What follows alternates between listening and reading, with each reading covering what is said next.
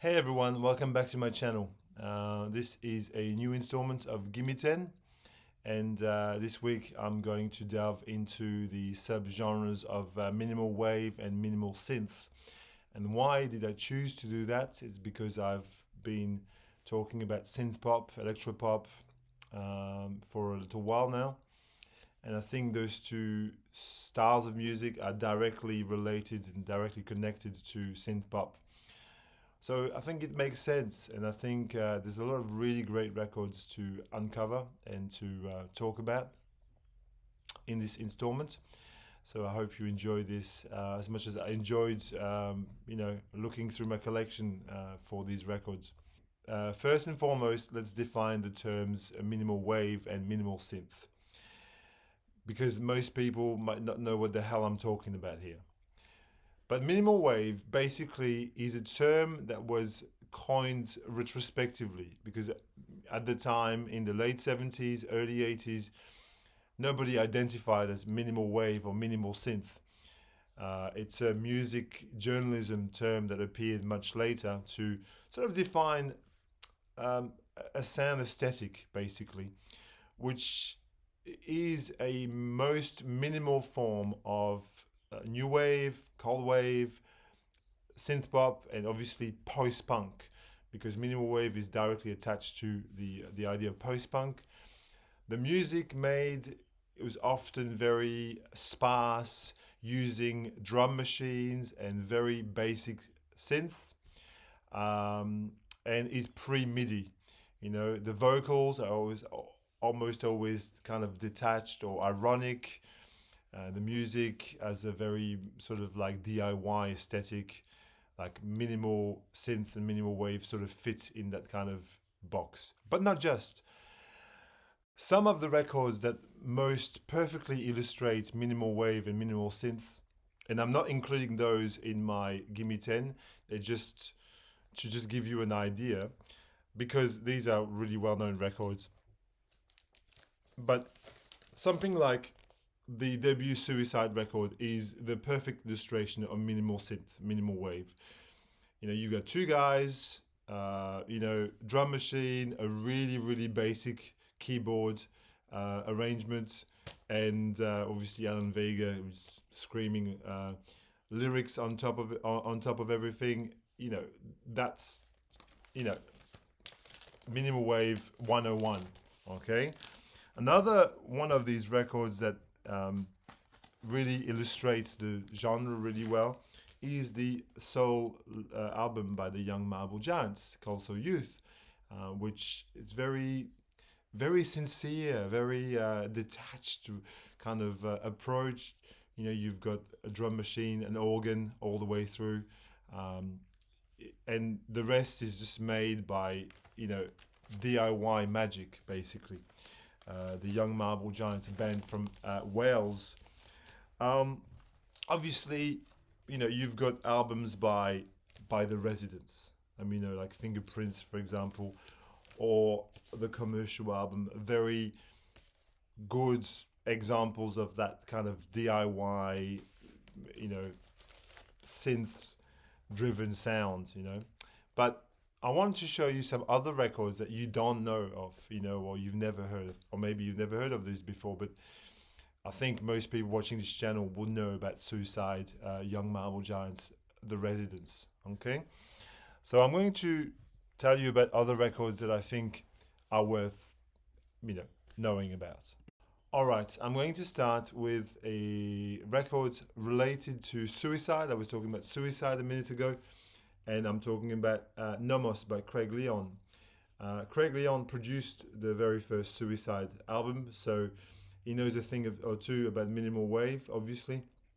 This record came out in 1981 on the Tacoma label, which was the label spearheaded by John Fahey, and label known for its vanguard approach to American primitivism, which is basically a form of bluegrass played on acoustic guitars, and this couldn't be further away, except maybe for its minimal aesthetic, and that is a clear quality of this record. What we've got here is a very tribal, hypnotic, rhythmic, surreal, um, crowd rock infused efforts. 5 songs. All of them are sort of memorable. You play this record and there's not a dull moment. But I highly recommend you take a listen to Namos. It's just a fabulous, fabulous, crowdy kind of, yeah. What can I say? Okay, next, a record from Germany. The amazing Deutsch-Amerikanische Freundschaft, the 1981 release. Alles ist gut, everything is good. The duo of Gabi Delgado and Robert Girl. So a synth, drums kind of affair. Starts with the absolutely amazing Sato Sato, which is as close to an anthem to minimal wave as you would ever get, and continues with the even more amazing and controversial Der Mussolini, which references Mussolini, Adolf Hitler, and Jesus Christ in the same breath, basically. And these guys basically, where this album is a blueprint for so many other things that came out later, notably Detroit techno. Juan Atkins was obsessed with this band, as was Derek May. They really loved DAF, and I highly recommend that you take a listen to it. This is very ominous. Obviously, it's got a very it's kind of LGBT kind of subtext. This album, you can see a sweaty man in the topless sweaty man in the front cover and back cover.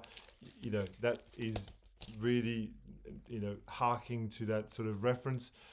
Very hedonistic, mechanical kind of sounds. Everybody should listen to DF. They're fun. They're really fun.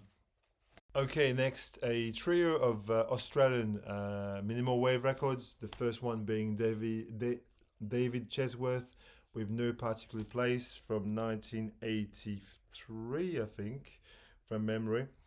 Entirely composed and played on Fairlight and Yamaha DX7. And again, very melodic, rhythmic kind of suite of songs. David Chesworth is the leader of Essendon Airport, a cult, iconic post-punk band from Australia, from Melbourne actually, from the late 70s, early 80s, and still active. I saw them about 3 weeks ago and they were really, really good still. And you can see that he loves electronic music with a passion. This is a guy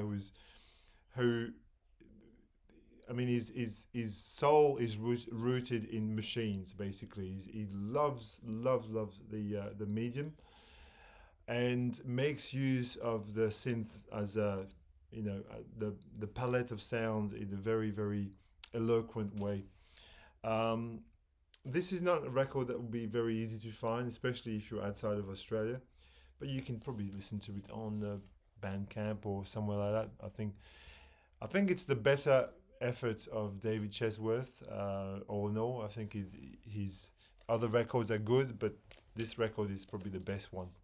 Okay, continuing with another Australian rarity, the debut album by Peter Westheimer, Move. Peter Westheimer is a Sydney musician, still alive, I believe. He's a medical doctor, he's a musician, he's a painter. He's a jack of all trades, really. And this debut album is probably the best thing he's done.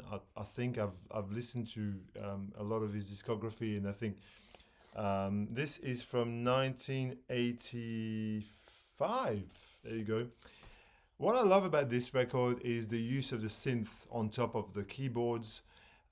It's got a very, post-punk kind of aesthetics, sound-wise, but also is very rooted in a more synth pop approach as well. Very melodic, very, there's something that's really familiar when you listen to this. Not an easy record to find by any means, but I think if you want to take a listen to it again on Bandcamp or on YouTube, I think you can find this and listen to it. I think very enjoyable nonetheless. Um, Continuing with a more modern release that falls into that kind of sound bracket. Here's an album by Carla Del Forno. Look Up Sharp. I think this came out in 2019. She's released a few records in the past few years, and they're all really good. This girl, she's from Melbourne. Label is called Callista Records, and it's named after the suburb she grew up in, which is not far from where I am here. Not far at all. Um, Here, and you can see this on the sleeve, the very minimal kind of grainy photograph that you've got there. It's very unadorned, and that's the music is very plain. Lots of very DIY sounds on this, but the whole thing works and flows so beautifully because it's so melodic and so well composed. I, take a listen to it because describing this kind of music is difficult. It's sparse. It has a very poppy undertone, but at the same time, it's kind of muted. So take a listen. Don't listen to what I say all the time. A French record now, or like a trio of French records. First one, Mathématiques Moderne, which could kind of fall into the synth pop style too, as it's it's slightly better produced than some of these other records. The duo of Edwige Braun Belmore and Claude Artaud, who she sings and he does synth and computers and programming and all the rest. Kind of a cult band, in the French underground.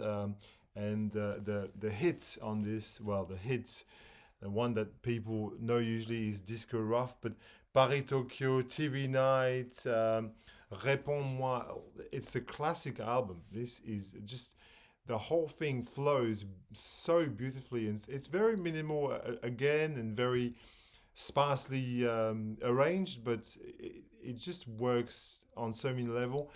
1980, yeah, very early 80s, 1982, I think, or something, on 81 or 82. 81, originally on celluloid. Okay, next, a cult classic of the French minimal wave idiom. Jacquenot, I think his debut solo record. Jacquenot was the leader of the French punk band the Stinky Toys, and he later formed a duo with Elie Medeiros, which you can see here, a Uruguayan singer that moved to France. Elie and Jacquenot, but this very sparse, minimal 5-track affair, which has got a very sort of naive kind of. You feel like he's playing on toy instruments at times. Yeah, jaunty, joyous, and very minimal synth affair. The guy who sold this to me in Paris was a friend of Jacquenot, actually, which is kind of cool as a backstory. So the original press, obviously well worn.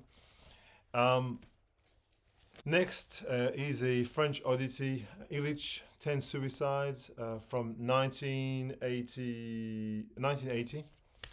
This is a duo of Thierry Muller, who actually sings through a vocoder, very androgynous vocals, and Ruth Ellery, who plays a modified guitar, a sequencer. This aesthetically is very close to Suicide, Throbbing Gristle, Nurse with Wounds, and very krauty as well. Has got a very krauty kind of there's a little bit of Tangerine Dream thrown in there. It also bears some links to like French avant prog from the late 70s as well. This, all in all, is a very interesting, a very again tribal, melancholic, and um, it feels like what the cover feels like. It feels like somebody's been caged in a very dark room and is really really fucking depressed. 10th Suicides, 1980, from Ilitch. I want to talk about some English minimal wave. This doesn't need to be introduced, really. Cabaret Voltaire, the duo from Sheffield, they were from. Uh, Duo, no, trio. Sorry. Chris Watson, Stephen Malander, and Richard H. Kirk, who is obviously the head of Cabaret Voltaire. Recorded in 1979. Again, a super minimal affair, very dark and twisted. Mix up one of their early album on Rough Trade. Very cool. I'm not going to talk too much about Cabaret Voltaire because I think you know who they are. Here is an interesting album by J.J. Burnell, the bass player from the Stranglers. Human Cometh, very pretentiously titled, with the Pompidou Center in Paris on the front cover, which makes for a very beautiful front cover. Around the time the Pompidou Center had been built, I'm guessing, because that's from the late 70s here on United Artists. Yeah, a very wild composition to celebrate or denigrate Europe. I don't know which is which. And again, all done on very cheap synths. I'd suggest you take a listen to Euroman, the very first song. Deutschland nicht über alles is really cool. And Do the European, very, very, very cool album. And I'm going to finish with this album by the Flying Lizards, a top 10. I think this is a bonus. I think that's the 11th record in my Gimme 10. I don't care. I love the Flying Lizards. They were a duo of David Cunningham and Sally, and they represent basically minimal synth. If a band were to represent minimal synth, I think the Flying Lizards would be it. Their covers of Sex Machine on this, Purple Haze, but notably Sex Machine it's awesome. If you've never heard the Flying Lizards do Sex Machine, you're in for a treat. Anyway, I'll stop here. I hope you enjoyed this installment. It might be a whole lot of nothing, but take care, everyone.